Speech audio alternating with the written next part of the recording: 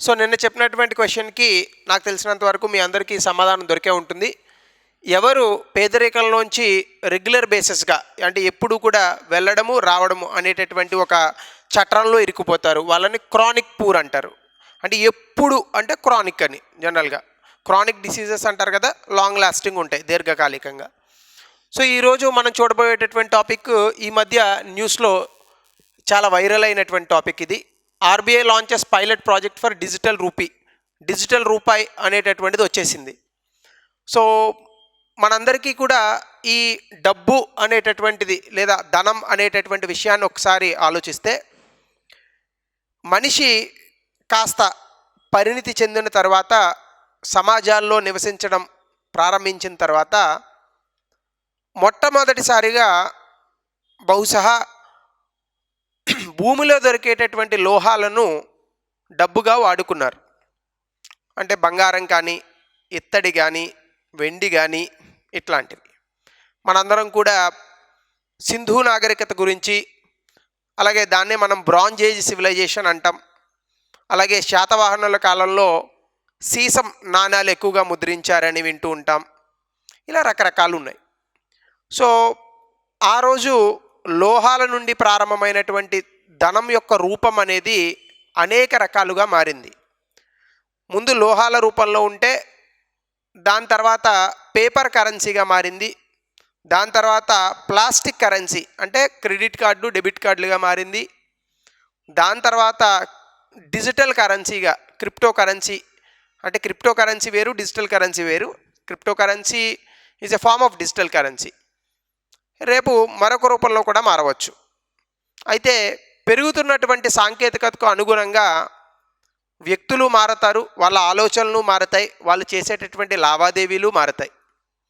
ఈ లావాదేవీలకు సంబంధించి ఒకప్పుడు చిల్లర కోసం ఇబ్బంది పడినటువంటి మన దేశంలో ఇప్పుడు 10 రూపాయలు టీ తాగినా కూడా ఫోన్పే చేసేటటువంటి స్థాయికి ఈ దేశం ఎదిగింది.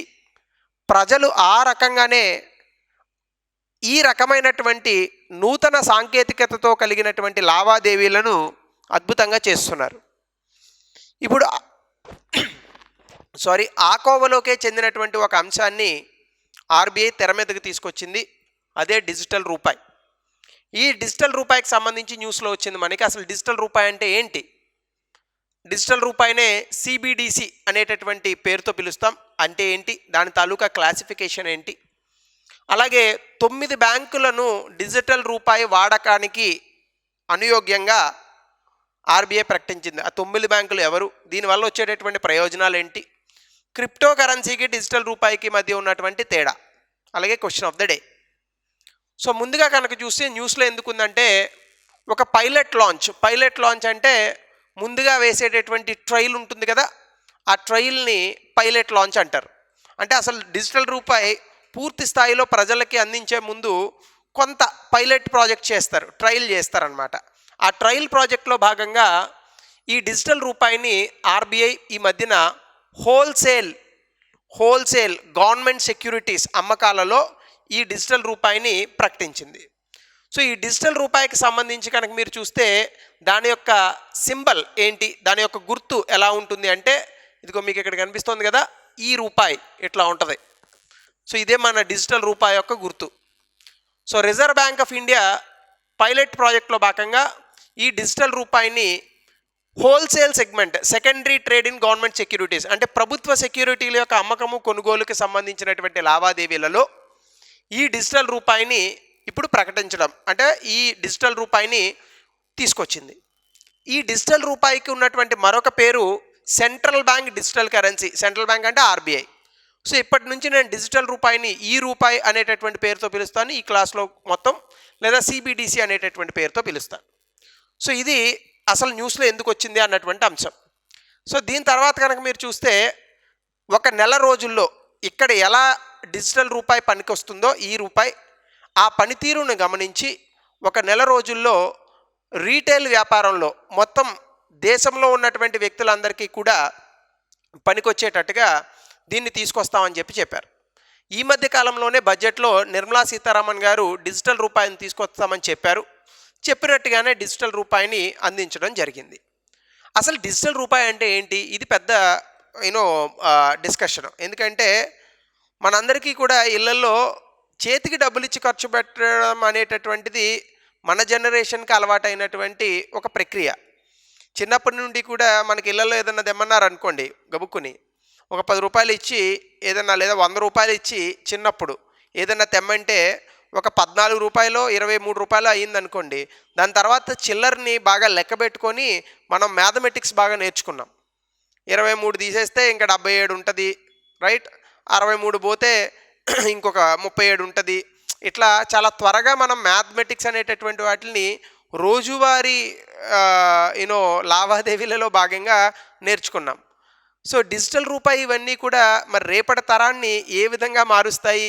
నూతన సాంకేతికతను అందిపుచ్చుకోవడంలో మన తరం కన్నా కూడా రేపటి తరం డెఫినెట్గా చాలా ముందుంది, అందులో అనుమానం లేదు, అతిశయోక్తి లేదు. కానీ చేతుల ద్వారా ఖర్చు పెట్టేటటువంటి డబ్బుకి సంబంధించి నా అనుభవం ఏదైతే ఉందో, ఈ అనుభవాన్ని ఈ తరం కానీ రేపటి తరం కానీ ఎలా అర్థం చేసుకుంటుంది అనేటటువంటిది ఒక సామాజిక ప్రశ్న. దీని నుంచి బయటకు వచ్చి ఆర్థిక వ్యవస్థ, నూతన సాంకేతికత ఈ రూపంలో కనుక ఆలోచిస్తే ఖచ్చితంగా డిజిటల్ రూపాయికి సంబంధించి అనేక రకాలైనటువంటి అడ్వాంటేజెస్ ఏవైతే ఉన్నాయో, ప్రతికూలతలు మనకు అనుకూలతలు మనకు ఉన్నాయి.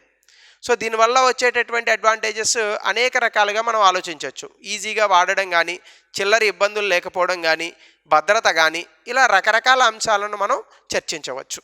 అయితే ఒకసారి డిజిటల్ రూపాయి అంటే ఏంటో చూద్దాం ముందు, ఆ తర్వాత ఈ మిగతా ఉపోద్ఘాతం అంతా చూద్దాం. డిజిటల్ రూపాయి అంటే ఏంటి? రూపాయిని కాగితం రూపంలో ఎలా అయితే చూస్తున్నామో, ఫోన్పేలోని లేదని అనుకుంటే క్రెడిట్ కార్డులోనే ఎట్లా అయితే చూస్తున్నామో, డిజిటల్ రూపాయి అనేది ఒక డిజిటల్ వర్షన్ అనమాట. అంటే ఇప్పుడు వరకు మనం వాడినటువంటి ఫోన్పే ఇవన్నీ డిజిటల్ రూపాయలు కాదు, అవన్నీ మన నార్మల్గా ఉన్నటువంటి భౌతికంగా ఉన్న కరెన్సీయే. కాకపోతే ఆ భౌతికంగా ఉన్న కరెన్సీని పేపర్ల రూపంలో కాకుండా ఆన్లైన్ ట్రాన్సాక్షన్ మాత్రం చేసాం. సో అది నార్మల్ రూపాయే, డిజిటల్ రూపాయి కాదు. డిజిటల్ రూపాయి అంటే ఏంటి? అసలు కనిపించదు, ఇది ఓన్లీ కంప్యూటర్లోనే కనిపిస్తుంది. ఇప్పుడు ఫోన్పేలో ఉన్న డబ్బులు మీరు ఏటీఎంలో పెట్టి తీస్తే డబ్బులు బయటకు వస్తాయిగా, ఇక్కడ అట్లా కాదు. డిజిటల్ రూపాయి అంటే ఏంటి? కేవలం ఇది కంప్యూటర్లో మాత్రమే కనిపిస్తుంది, లేదా ఫోన్లో మాత్రమే కనిపిస్తుంది. అంటే ఇది కేవలం వర్చువల్గా ఉండేటటువంటి ఒక రూపాయి. అలాగే it is a form of e money. E mail అంటాంగా, జనరల్గా మెయిల్ అని దేన్ని అంటారు? హౌరా మెయిల్ అవి కాదులేండి. మెయిల్ అంటే దేన్ని అంటాం మనం? ఉత్తరాన్ని అంటాం. ఆ ఉత్తరం అనేటటువంటిది భౌతిక రూపం నుంచి ఎలక్ట్రానిక్ రూపంలోకి మారింది కాబట్టి ఈమెయిల్ అన్నాం. ఇక్కడ కూడా మనీ, మనం వాడుతున్నటువంటి డబ్బు ఏదైతే ఉందో ఇది పూర్తి స్థాయిలో ఈ రూపాయి భౌతికంగా ఉన్నటువంటి తన రూపాన్ని మార్చుకుని ఎలక్ట్రానిక్గా మారింది. సో కాబట్టి ఈ మనీ. అయితే దీన్ని కాంటాక్ట్లెస్ ట్రాన్సాక్షన్స్ అంటే ఏమాత్రము కూడా మనం ఇచ్చిపుచ్చుకునేటటువంటి, భౌతికంగా ఇచ్చిపుచ్చుకునేటటువంటి అవసరం లేకుండా దీని తాలూకా లావాదేవీలు చేయొచ్చు. దీన్ని ఇప్పటి నుంచి ఇంకో ఈ గుర్తుతో పిలుస్తారు, లేదా డిజిటల్ వర్షన్ ఆఫ్ రూపాయి అంటారు.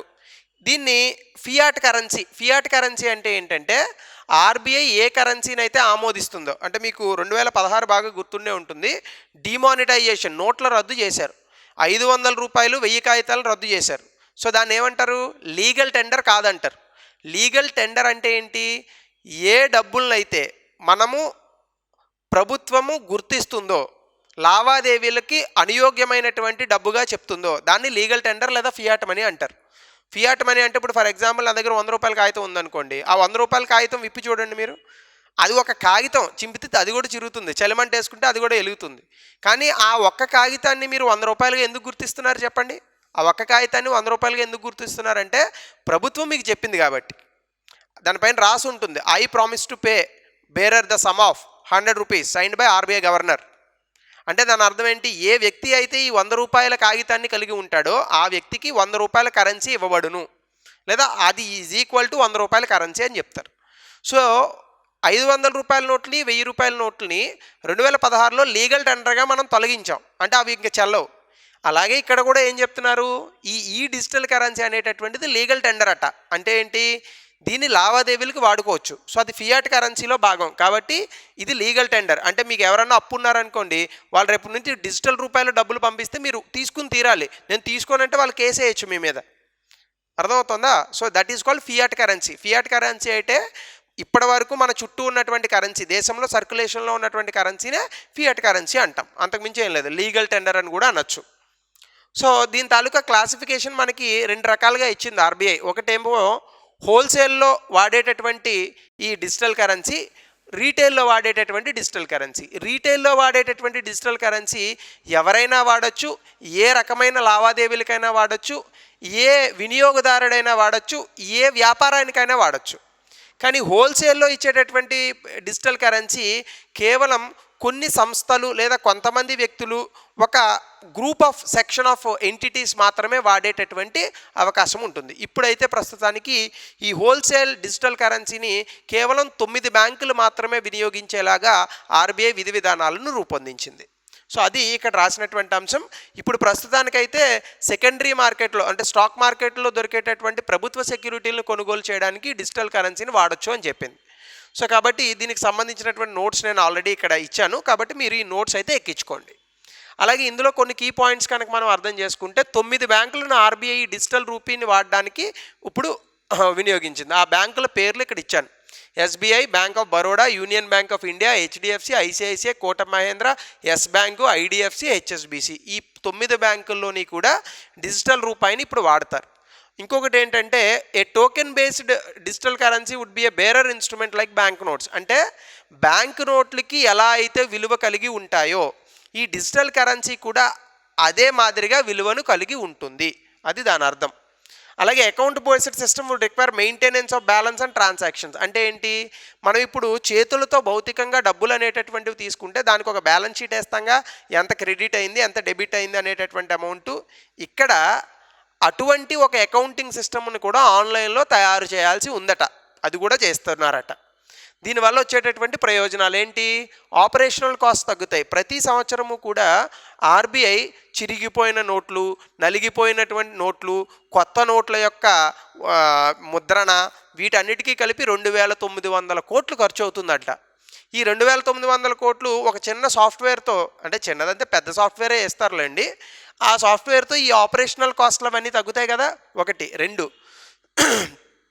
రెండో విషయం ఏంటి, బ్రింగింగ్ రెసిలియన్స్. అంటే మనకి ఈ కరెన్సీ అనేటటువంటి దాన్ని పూర్తి స్థాయిలో మనం రెగ్యులేట్ చేయడానికి గాను బలోపేతమైనటువంటి ఒక వ్యవస్థను సృష్టించగలుగుతాం. ఎందుకంటే మీరు చూడండి, ఇప్పుడు నా జేబులో 1,00,000 రూపాయలు ఉన్నాయనుకోండి, నిజంగా లేవే, జనరల్గా చెప్తున్నాను అంతే, నా జేబులో 1,00,000 రూపాయలు ఉన్నాయనుకోండి, ఇవి నేను ఎక్కడికైనా తీసుకెళ్ళచ్చు. ఎవరన్నా ప్రభుత్వం నన్ను పసిగట్టేటటువంటి అవకాశం ఉందా? అలా కాకుండా డిజిటల్ కరెన్సీ అనుకోండి, ఎంత ఉంది అసలు డిజిటల్ కరెన్సీ, ఎక్కడికి పోతుంది, ఇవన్నీ ప్రభుత్వం చూసేటటువంటి అవకాశం ప్రభుత్వానికి ఉంటుంది. ప్రభుత్వం ఇవన్నీ చూస్తానని చెప్పకపోయినా కానీ ప్రభుత్వానికి అవకాశం ఉంటుందా ఉండదా? సో కాబట్టి ఆ రకంగా ఈ బలోపేతమైనటువంటి వ్యవస్థను మనం తీసుకొచ్చి ఒక సమర్థవంతమైనటువంటి వ్యవస్థను పనిచేసే విధంగా మనం రూపొందించవచ్చు. రెండోది, provide the public with uses that private virtual currencies and without the associated risk. ఇప్పుడు మనం బిట్ కాయిన్ లేదా అమెరికా వాళ్ళు ఇస్తున్నటువంటి ఏదైనా ఇతర క్రిప్టో కరెన్సీలు కనుక డిజిటల్ కరెన్సీని వాడుతున్నాం అనుకో, అందులో రిస్క్ ఎక్కువ. అది ఇండియన్ రూపీ అనుకోండి, మనకి రిస్క్ ఉండదు, ఎందుకంటే మన దేశమే చేస్తోంది కాబట్టి ఆర్బీఐని మనం గట్టిగా ప్రశ్నించడానికి స్కోప్ ఉంటుంది. సో జనాలందరికీ కూడా ఇది ఉపయోగకరంగా ఉంటుంది. అయితే ఇందులో కొన్ని ఇష్యూస్ ఉన్నాయి. సైబర్ సెక్యూరిటీ, మనం మామూలుగా ఇంటర్నెట్ వాడి ఇవి చేస్తేనే హ్యాకింగ్లు చేస్తున్నారు. రేపు పొద్దున్న డిజిటల్ రూపీని పెట్టుకున్నాం అనుకోండి, గబుక్కుని ఎవడైనా దొంగతనం చేస్తే కనీసం బయట దొంగల్ని ఏదో చేసో కష్టపడో కాళ్ళ నొప్పులు తెచ్చుకునో పట్టుకోవడానికి స్కోప్ ఉంటుంది. ఈ డిజిటల్ కరెన్సీ పట్టుకుపోయాడు అనుకోండి, వాడు ఎప్పుడు పట్టుకుపోయాడు, ఎవడు పట్టుకుపోయాడు, ఎందుకు, ఎలా, ఇవేవి తెలియదు. అదొక పెద్ద ప్రాబ్లం. ప్రైవసీ ఇష్యూ, అంటే ఇప్పుడు ఇంటర్నెట్లో మనకి హ్యాకింగ్లు అవి జరుగుతూ ఉంటాయి.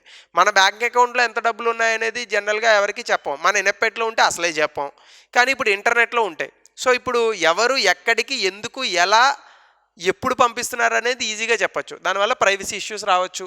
అలాగే digital divide and financial literacy, దేశంలో ఉన్న ఎంతమంది వ్యక్తులు ఈ డిజిటల్ కరెన్సీని వాడేటటువంటి అవకాశం ఉంది, ఎంతమంది ఈ దేశంలో విద్యావంతులు ఉన్నారు, ఎంతమంది దగ్గర ఇంటర్నెట్ సరైనగా వాడుకునేటటువంటి వ్యవస్థ ఉంది, ఇవన్నీ కూడా ఆలోచించాలి. అలాగే ఆర్థిక విషయాల పట్ల మన దేశంలో ఉన్నటువంటి అవగాహన, ఇవన్నీ కూడా చర్చనీయమైనటువంటి అంశాలు. అయితే మనకి ఇప్పటికే క్రిప్టో కరెన్సీ అని ప్రపంచంలో వచ్చేసింది. అందులో క్రిప్టో కరెన్సీలో అతిపెద్ద కరెన్సీ బిట్ కాయిన్ అని కూడా వచ్చింది. అయితే ఈ బిట్ కాయిన్లు క్రిప్టో కరెన్సీలు వేరు, డిజిటల్ కరెన్సీ వేరు. క్రిప్టో కరెన్సీ అనేటటువంటి దానికి హెడ్ ఎవడు ఉండడు, సిస్టమ్ ఒక నెట్వర్క్ ద్వారా జనరేట్ అయినటువంటి కరెన్సీ, దానికి ఒక బ్యాంకు ఒక హెడ్ అని ఉండరు. కానీ డిజిటల్ కరెన్సీకి ఆర్బీఐ హెడ్ ఇక్కడ. సో కాబట్టి క్రిప్టో కరెన్సీకి దీనికి మధ్య ఉన్నటువంటి వ్యత్యాసాలు ఏంటి, క్రిప్టో కరెన్సీ అనేది it's a decentralised digital currency. అంటే పూర్తి స్థాయిలో ఇది సెంట్రలైజ్డ్ కాదు, ఇట్స్ ఏ డీసెంట్రలైజ్డ్. అంటే ఏంటి, దీనికి ఒక బ్యాంకు, ఒక ఫినాన్షియల్ సిస్టమ్ ఇలా ఎవరు ఉండరు. నెట్వర్క్లో మైనింగ్ ద్వారా జనరేట్ అవుతూ ఉంటుంది. ఎవరు వాడుకుంటే అంత ఎక్కువగా జనరేట్ అవుతూ ఉంటుందన్నమాట. సో అది డీసెంట్రలైజ్డ్. కానీ దీన్ని మనం మీడియం ఆఫ్ ఎక్స్చేంజ్ అంటే లావాదేవీలకు వాడచ్చు. కానీ డిజిటల్ కరెన్సీ దీనికి పూర్తి వ్యతిరేకం. అదేం డీసెంట్రలైజ్ సిస్టమ్ కాదు, ఆర్బీఐ దాన్ని రిలీజ్ చేస్తూ ఉంటుంది. So government backed legal money అంటే ప్రభుత్వం ఇది ఆధారభూతంగా పనిచేస్తున్నటువంటి ఒక ఆర్థిక వ్యవస్థలో డిజిటల్ రూపీ అనేటటువంటిది భాగం. సో అది ఉన్నటువంటి మేజర్ డిఫరెన్స్. టెక్నికల్ డిఫరెన్సెస్ మళ్ళీ వేరే ఎప్పుడైనా ఇంకో క్లాస్ ఉంటే అందులో చూద్దాం. సో ఈరోజు క్వశ్చన్కి సంబంధించి బిట్ కాయిన్కి సంబంధించినటువంటి అంశం నేను ఆల్రెడీ ఎక్స్ప్లెనేషన్లో ఈ క్వశ్చన్ తాలూకా ఆన్సర్ చెప్పేశాను. సో కాబట్టి మీరు ఒకసారి చూసుకొని చాలా జాగ్రత్తగా ఆన్సర్ చేయండి. మెయిన్స్ క్వశ్చన్ చూస్తే క్రిప్టో కరెన్సీ డిజిటల్ రూపాయి మధ్య ఉన్నటువంటి వ్యత్యాసం ఏంటి, ఇది భారతీయ సమాజాన్ని ఎలా ప్రభావితం చేస్తుంది. సో సమాజంలో ఉన్నటువంటి ప్రభావితాలు రాయండి. అందరూ ఆర్థిక ప్రభావితం ఎట్లా ఉంటుంది అనేది రాస్తారు, మీరు సమాజంలో ఆర్థిక విషయాలు, రాజకీయ, సామాజిక అన్నీ కలిపి దీనికి ఆన్సర్ రాయండి. That's a good question. So thank you. This the end of this session. మరో కొత్త టాపిక్లో మళ్ళీ కలుద్దాం. అంతవరకు సెలవు.